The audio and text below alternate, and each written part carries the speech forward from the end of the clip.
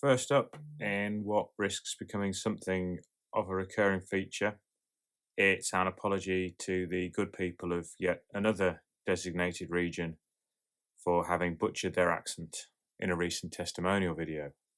I do have demonstrable links to the southwest of England, in that Mrs. Andrews is from that neck of the woods. We live there now, and of my kids, roughly 50% have grown up with southwest accents. The other 50% still have Midlands accents because that's where we moved from. And sometimes this can result in a truly awful linguistic blend, which is quite painful on the ears. But it does mean that I can flit between the southwest and the Midlands as I choose.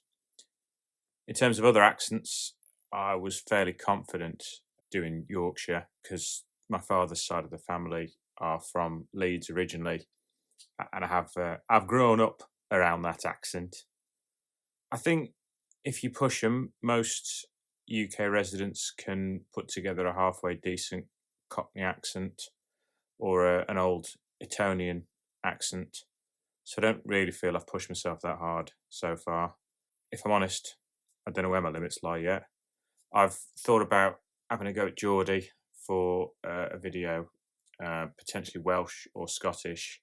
But the truth is I've not been brave enough yet, and I might end up bottling it and putting out a message on the channel asking for volunteers moving forwards.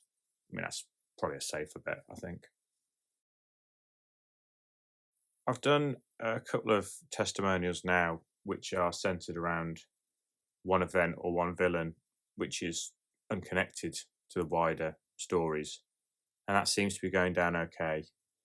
The idea behind it is it just makes the channel more accessible, in that you put a picture out on social media and people are pulled in because it's self-contained. I think sometimes there's a fear, particularly if you put a chapter number at the start of a story, people are put off because they think they need to know the preceding material. The format has been changing on the channel constantly for the 2 years, which you guys know. It's nothing new to try something experimental. When I did the Ghoul, which I sort of felt a bit pressured into because people wanted to know that character's background, I was a little bit conscious that by not doing audio for it, there might have been a bit of pushback on it. And boy, there was quite a lot of pushback, quite a lot of downvotes. So rest assured, that's not something I'll be trying again. The testimonial in question, for which I today apologise, was born out of the fact that my grandparents had access to a holiday home in Foy, not Fowie, Foy, and I spent most of my holidays as a kid going down there. This Easter, we went down as a family to Cornwall, spent some time out on the coastline, and it reactivated a few happy memories. And that's how the Sea Witch was brought to life. Foy is a deep water harbour. It played a significant role in World War II, with the Allies using it and trying to keep it secret from German intelligence and any possible spies. There were a lot of defences around it in terms of gun batteries and searchlight positions, and I got a real kick out of researching the harbour, finding out where these were placed, and having a working knowledge of what the ground was like anyway from previous holidays. The World War One event where the Ormond branch is sunk is real. The shipwreck is located not far out from Foy Harbour, though it wasn't quite as spectacular as the short suggests. Essentially, from what I understand, only one crew member died and the rest got off safely when they were attacked by the German submarine. And it's odd, when you start looking at where ships were sunk during World War One off Cornwall, my assumption was that they would be a bit more widespread than they were, but the overwhelming majority was sunk up towards the Bristol Channel off the north of Cornwall. I didn't have many options when it came to Foy, sadly, to go with, particularly in World War One. As for the Sea Witch herself, I haven't really considered a backstory for her yet, despite having been questioned. And I haven't thought of a name for her either. I have considered putting out a post on the channel to get people to come up with names for her, a mini competition, and then whatever the best one is, take it as canon. Answers on a postcard. But anyway, from one nautical nemesis to another, This is the JIG production video after all, so we'll hop across from the Sea Witch to the Atlanteans. The nanosecond that I hit the upload button for Mendacious, I knew I'd have to do a sequel. There's no question about that, but I didn't have any firm idea how I'd do it. I've had a lot of requests to bring back Stanley Shepherd in some shape or form, to have him pursue the Atlanteans for vendetta and payback with the full resources of the Royal Navy at his disposal. I'm not saying that won't happen, and the more eagle-eyed of you will have seen some allusions or references to Shepherd already in some of the channels of the material. But I figured that the best way to magnify the threat of the Atlanteans and to demonstrate that they don't take sides is have them attack the Germans, to try and emphasise how World War II is so big and wide-ranging in scope that the war has managed to impact on the Atlantean Empire, despite centuries of it managing to successfully hide away. If you've sat through these production videos before, A, you have my sympathies, B, you'll know I hate cliches, and with JIG at times I worried we were tipping into that.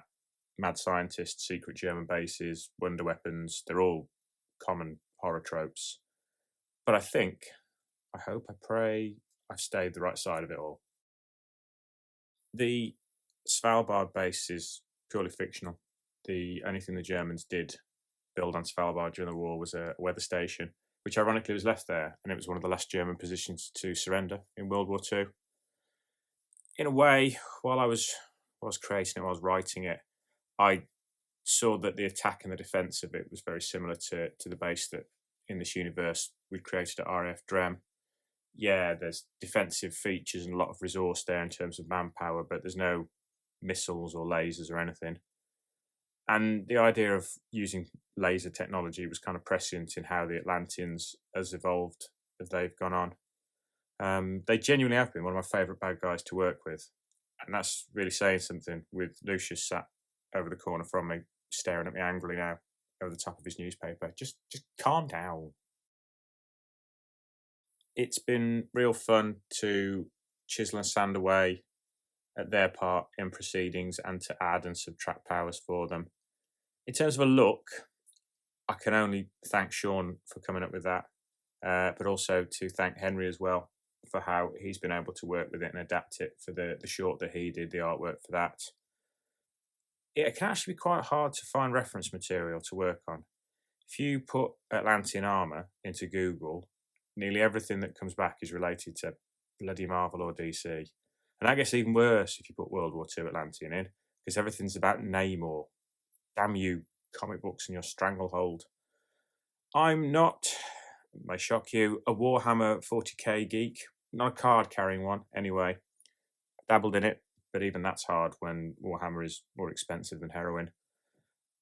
I did grow up with it, and those iconic images of a lone space marine wearing Terminator armour, walking through a space Hulk, are really where I suppose the Atlanteans began, the Atlantean armour, when I wrote Mendacious.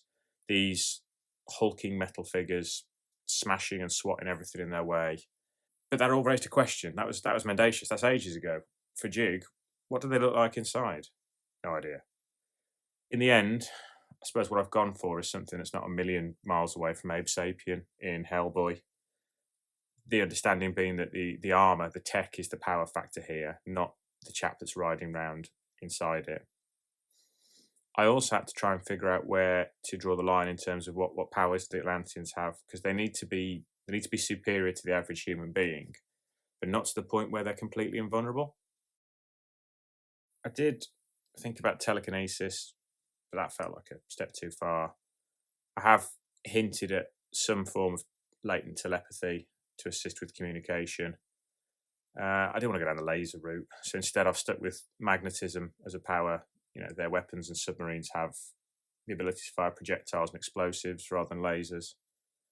And the image of the water corridor that can be generated getting into the tunnels was just something I came up with that I couldn't shake. I couldn't get rid of it. I hope it's worked. I rarely paint myself into a corner, but trying then to figure out how that would work in terms of flooding the tunnels, forcing the doors, water seals on doors. Look, I'm a guy who did combined science at school. It's quite hard to have to think about physics again, to be honest. The Stalingrad episode seems to have gone down well, which is good. As it stands, there's 4 shorts left to go. I'm going to release them in 2 runs this year. Purgatory has taken up a lot of time. It's taken me away from the wider Unclassified Encounter universe. And I've been quite busy with bedtime story scripts recently. It might be I need to do building a little bit of a break moving forward, just to get something written out, get an art brief through to Sean. Somebody did actually message me. I love it when I just get a random message from somebody who just gets all this. And somebody did message me and went, hey, you do realise you've revisited all of the original bad guys from the first couple of episodes now, except the guy out of Covenant, right? I thought, yeah, fair one, you're right. He hasn't got a name, he hasn't got a backstory. Maybe Dennis the Demon is something that I need to reconsider and do that as a short next. This babbling is literally insight into my brain. I sit here, I have a random thought, I start Googling it, a day goes by, and my missus and kids are just raging in the background. Anyway, the channel's growing slowly. Feedback is brilliant. There's plenty of material. The future's bright. Generally don't know what the next episode's going to be because I haven't written it yet. In terms of shorts, there are a couple. Yes, there is Lucius one. Put your paper back down. Regardless, hope all is well with you guys. It's been a really crappy couple of months. It seems, touch wood, to be improving a little bit. For the 1,000 or so of you that do watch the production vids every time I do one, God bless you.